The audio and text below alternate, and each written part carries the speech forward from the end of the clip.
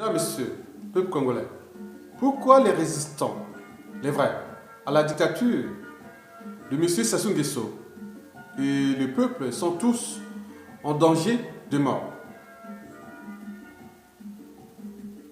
Pourquoi? Eh bien, il y a un principe simple dans la vie que je vais ici vous le citer.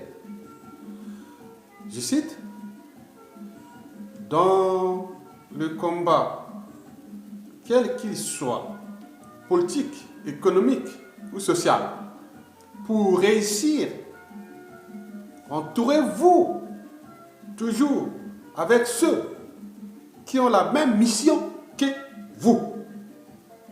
Sinon, c'est raté. Dans 99% des cas, c'est raté. Dans les cas contraires, c'est raté. Je répète, dans le combat, quel qu'il soit, politique, économique ou social, pour réussir, entourez-vous toujours avec ceux qui ont la même mission que vous. Vous pouvez le constater, cet état d'esprit, c'est les lions.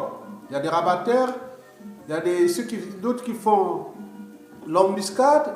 Voilà, ils jouent en équipe parce qu'ils ont la même mission.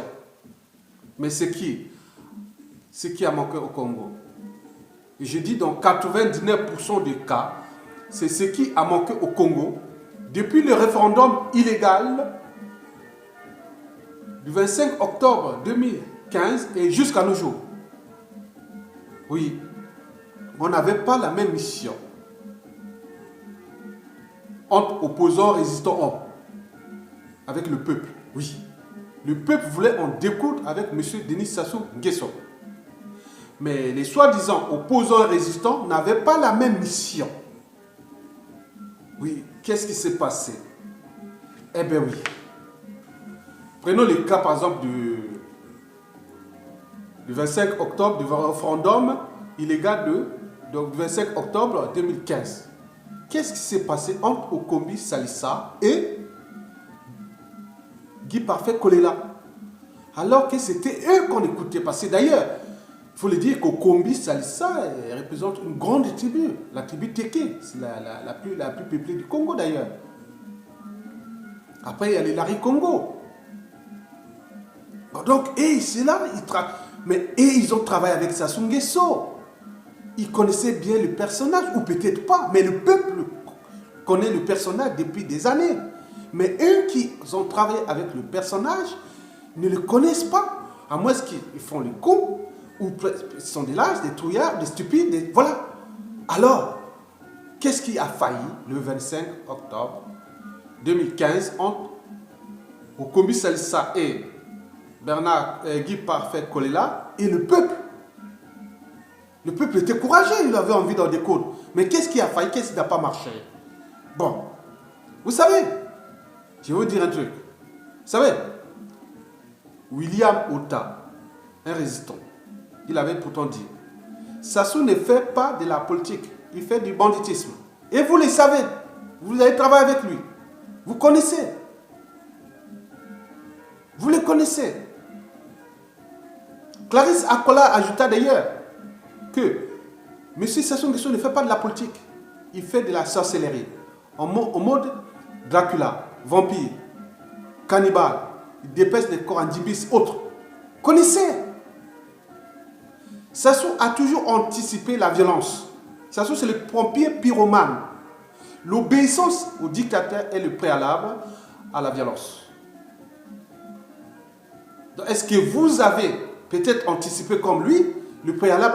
C'était un préalable à la violence. Il dit non, on ne va pas mobiliser le peuple. Sassou ne pouvait pas tuer 1 million de Brazzavillois. Tout le monde dans la rue. Sassou serait déjà parti le 25 octobre. Et même après les élections. Si vous étiez unis, regardez par exemple les élections anticipées, illégales et illégitimes. On a cherché un candidat unique contre le dictateur. On n'a pas réussi. Bien sûr, on est arrivé, on a pu organiser les élections. Bon, il y a eu 2 candidats qui ont gagné. Et il arrive les discordes, les trahisons entre. Alors que Moukoko et Kolela devaient être unis et afficher que nous avons gagné, aller au deuxième tour. Devant le peuple, tout le monde. Mais il est arrivé, certains non, on va aller faire la Cour constitutionnelle, et d'autres, non, non, et d'autres, on ne sait pas. Et d'après les informations, on dit que bon, il y avait un candidat au nord, on dit, bon, on doit présenter que Sassou Nguesso pour le pouvoir. Mais d'autres ont dit non, on présente que Mokoko pour la partie nord. Mais d'autres, non, non, il faut mettre... Bon, on a eu trop d'embrouilles. Donc, on voit les résultats. Donc, le danger est là. Parce que, il faut le dire, que ceux qui ont choisi la servitude au régime, Sassou Nguesso, sont libres. Ils résistent ici à Paris, ils vont au pays là-bas, ils reviennent. D'autres sont là-bas en liberté. Mais les vrais, ils sont en danger. Comme le peuple d'ailleurs. Oui, ils sont en danger. Parce que le système Sassou Nguesso n'est pas aménageable. Il a toujours fonctionné de la même manière depuis la nuit des temps. Vous savez, c'est comme de la colonisation. Quand ils sont arrivés les colons français, il a commencé par les Vili, après les Pounou, il dit non, bon c'est les Vili, après il attaque les Pounou, les Yombe, les Pounou, après il passe au Kouni, et puis les Dondo, et les Kamba, les Bembe, après les Lari Congo, après les Teke, après il arrive en Boshi, où tout le pays était colonisé. Ça utilise les mêmes méthodes. Parce que ce qui se passe là, on demande non, mais c'est que les sudistes ou la région du Poul, après, demain qui sera aussi la Boisa peut-être, le Niari, etc. etc. Aujourd'hui, c'est que les résistants, les vrais résistants qui sont emprisonnés, d'autres en exil, d'autres sont peut-être en train d'être empoisonnés. Mais en réalité, je vous informe que la méthode n'a pas changé. Donc ceux qui ont acheté leur liberté pour trahir leurs semblables, mais c'est dangereux.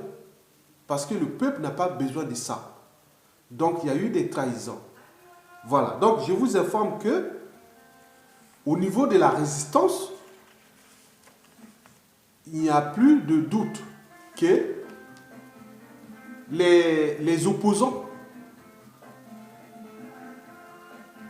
soi-disant opposants, n'avaient pas la même mission. Ce qui se passe d'ailleurs à Paris ici. Aujourd'hui, par exemple, sous la résistance totale d'ailleurs sur la place de Paris, nous avons quand même 60% de faux résistants, faux opposants, faux militants. Mais c'est inimaginable, c'est insupportable.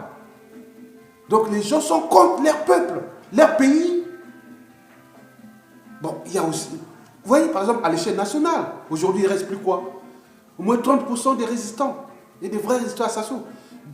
Ils sont en prison, soit terrés comme des rats. Et voilà, donc, qu'est-ce qu'on fait? Donc, mais je pense que tout n'est pas immuable. Tout n'est pas immuable. Voilà. Nous avons été trahis par ces êtres-là, stupides, ces gens qui ont leurs intérêts, agenda caché, programme et pour leurs intérêts particuliers et partisans, qui sont là que pour défendre la tyrannie, moyennant quelques miettes d'argent ou de... Voilà. Bon. Mais le peuple a tous les derniers mots. Je vous l'ai dit. Il y a un qui tombe, il y a un qui sort. Mais c'est un processus. Parce que le Congo aujourd'hui, au vu de la situation sociopolitique, économique, sociale, voilà, il faut le dire que le dictateur et le régime et sa bande ont désormais des embrouilles avec 9 familles congolaises sur 10. Dit 9 familles congolaises sur 10, dit 9 nouvelles classes politiques congolaises, les vrais résistants sur 10. Et c'est eux qui seront même sans état d'âme. Dès qu'ils s'assuient, ils vont se battre là. Ben, je vous dis qu'il y a certains qui travaillent aujourd'hui dans l'ombre. On cherche des solutions par rapport à l'évolution de la situation périphérique et extérieure. Avec le fait de Donald Trump et la situation qui va peut-être se passer en RDC. Et aussi la résistance intérieure, parce qu'il y a des gens qui commencent à travailler dans l'ombre. Les gens ne disent plus rien. Restons là, on ne dit plus rien. Mais il y a des réseaux qui travaillent. Mais ça va être brutal. Parce que quand les mots et les menaces ne suffisent plus, que le danger est proche entre les victimes et les bourreaux. Donc nous pouvons se trouver sur une situation incontrôlable. Je vous dis sincèrement, on se dirige là tout droit parce que le dictateur, de toute façon, n'a plus rien à perdre. Le dictateur n'a plus rien à perdre. Parce qu'il sait que s'il perd, c'est privilège, il va en prison et tout ce qui va arriver. Mais les gens travaillent maintenant dans l'ombre. Mais on a su maintenant, parce que cette crise et cette situation humanitaire intolérable et autres, qui se passe aujourd'hui, de la condition humaine d'ailleurs, du Congolais, du peuple, nous a quand même éduqués. Parce que, imaginez que si ça se partait en 2015 ou en 2016, on se retrouve avec ces gens-là, qu'on connaît maintenant, les faux résistants, les faux opposants, et le système de perdurer. Donc, qui s'assemble, se ressemble. Qui se ressemble, s'assemble. Donc, celui qui pactise avec un dictateur est pire que lui. Celui qui pactise avec un criminel est pire que lui. Donc, vous avez retenu. Entourez-vous toujours ceux qui ont la même mission que vous. C'est nous cherchons. Mais ce processus demande du temps. Parce qu'on a été quand même, on a reçu un coup KO de tous ces traîtres qui sont sur la place de Paris, au pays et partout. Donc, on cherche un peu de réorganiser. On regarde qui est qui. Le jour où ça tombe, je vous dis sincèrement, celui qui viendra utiliser les trucs là, ah oui, c'était les nordistes, le sudistes, ce n'aura pas de quartier. Parce qu'on connaît qu'il y a eu des traites de part et d'autre, du nord au sud, de l'est à l'ouest. On les connaît maintenant. Mais quand ça arrivera, il n'y a pas de quartier. Je vous dis sincèrement. Il y a des choses qui se préparent, sans vous le dire. Donc, il y a une résistance dans l'ombre qui reste à trouver des solutions de... Voyez, donc je peux vous donner les éléments. Bon, je termine que le dernier mot revient toujours au souverain peuple. Le dernier jugement. Nous aurons une dictature de la loi. La dictature de la loi. Oui. Dès que Sassou Nguesso ne tombe pas d'écarter la dictature de la loi, les institutions fortes. Ceux qui vont aller faire les prisons, ceux qui seront... voilà. Bon, je ne vais pas détailler, mais ça sera violent parce qu'il faudra un choc de justice et de moralité pour reconstruire le Congo-Brazzaville. Mesdames, Messieurs, je vous remercie.